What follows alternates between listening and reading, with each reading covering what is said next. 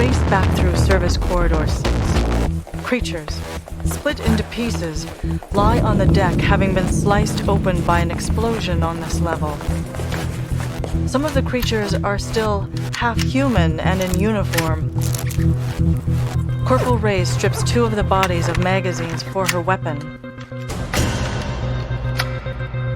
We might find it expedient to take the robot service ducts. Yeah, but I can't use them. I assure you can. Who was that guy back there? I don't know. Hold open this hatch. I have to deactivate the magnets on the other side. The 2 of us slink along the maintenance drone shaft, which runs parallel to the core of the station.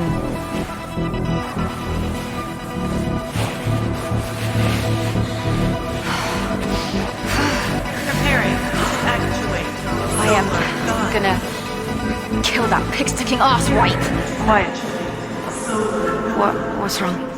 Preparing to actuate. That's the wrong sequence. You sucking blint, what did you do? I initiated the self-destruct sequence. Preparing to actuate. No, you didn't. If you had, the gun would be gearing up to be blown to hell. I think things just got worse. Fucking hell. We have to get to one of the inner rings.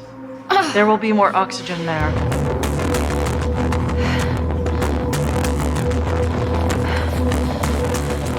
Inside the 8th corridor, I try to seal us off so the oxygen levels are high enough for the corporal to remain conscious. We are at 0.9 bar. We are quiet. Rays lets me take point. The atmosphere is becoming more polluted. Visible particulate matter clouds the air and shadows dance in the emergency lighting. Ahead of us, something lies on the deck. Slowly, we walk up to it. Rays draws her gun up as though to shoot, but I sign to her to hold. And she does. Before us is half a man. The change hasn't come for him yet, but his extremities have hardened and necroticized. Everything below his belt has been sliced off and cauterized, yet he is alive. Around his shoulder is a gray-green satchel. He barely looks at me as I detach it from his webbing. Inside is a spare rebreather with several hours of oxygen left in its reservoir. I toss the rebreather to Rays, who quickly dons it and sucks down the pure oxygen.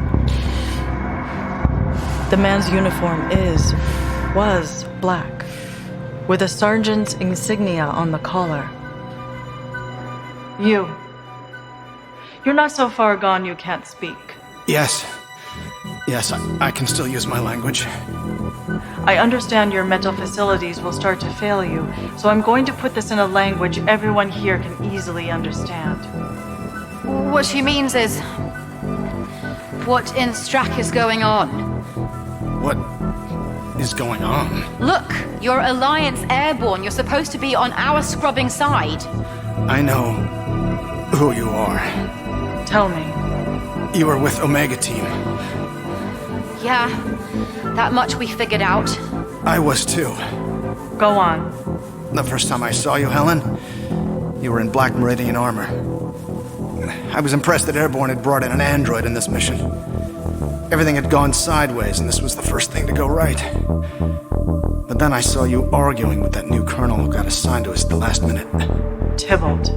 Yeah, he had a couple of lackeys he called his security team.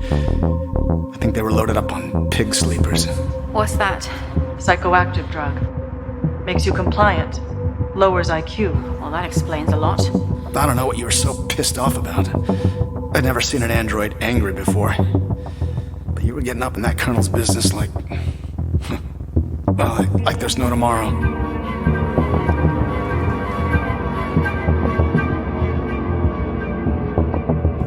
I don't want any crust from you, Helen. We move in, blow the safeties, we get to the shuttle and return to Mars base. That's all there is to it. Not going to happen, Colonel. I said I don't want any of your static.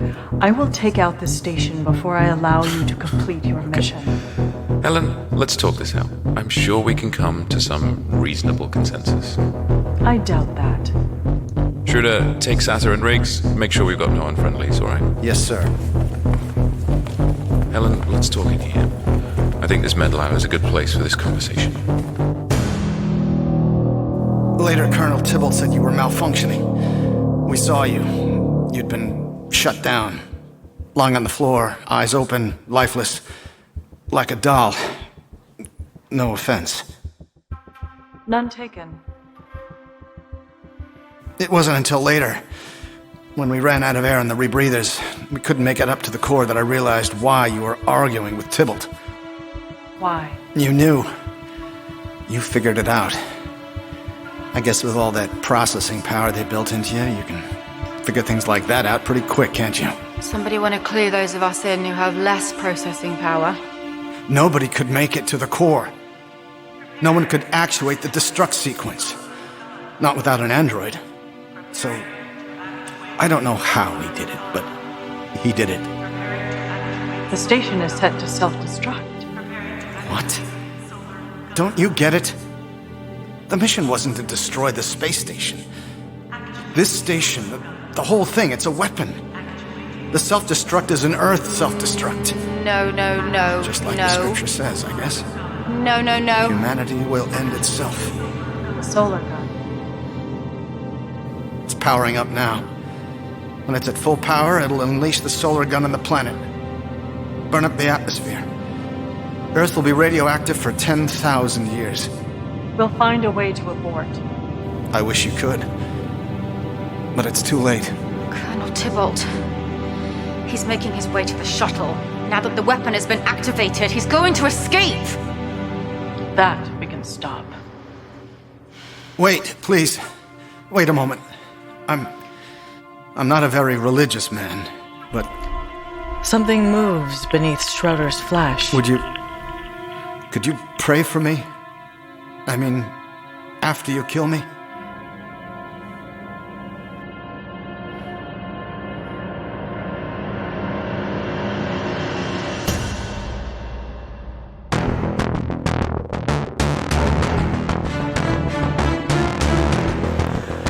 You've been listening to Earthkiller, Episode 12, Earth Self-Destruct.